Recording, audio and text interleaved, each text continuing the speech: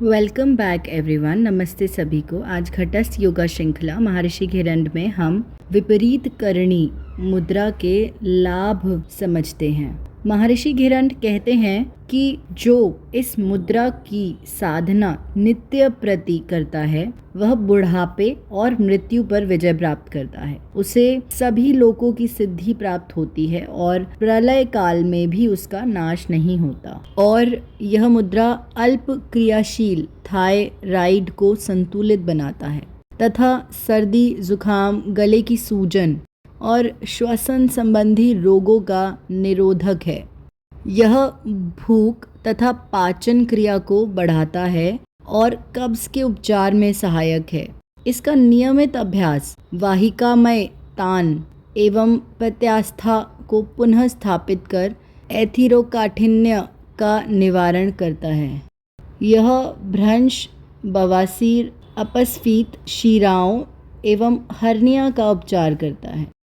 इन सभी रोगों का प्रकोप गुरुत्वाकर्षण के नीचे की ओर रहने के कारण होता है। मस्तिष्क में विशेषकर सेरिब्रल कॉर्टेक्स, पिट्यूटरी एवं पीनियल ग्रंथि में रक्त का संचार बढ़ जाता है। प्रमस्तिष्क की असक्षमता तथा जराजन्य मनोभ्रंश प्रभावहीन होते हैं तथा मानसिक सतर्कता बढ़ती है। इस मुद्रा में शरीर की विपरीत स्थिति का उपयोग ऊर्जा के अधो एवं बहिर्गामी प्रवाह को उलटकर उसे वापस मस्तिष्क में भेजने के लिए किया जाता है। ऐसे होने पर संपूर्ण अस्तित्व नवजीवन से भर जाता है और सजगता का विस्तार होता है। जैसे जैसे यह अभ्यास सिद्ध होता है, ईड़ा एवं पिंगला नाड़ियों में प्राण का प्रवाह संतुलित होता जाता है।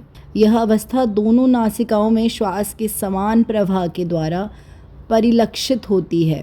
इस अभ्यास का संतुलनकारी प्रभाव रोगों की शारीरिक एवं मानसिक स्तर पर अभिव्यक्ति को रोकने में सहायक होता है।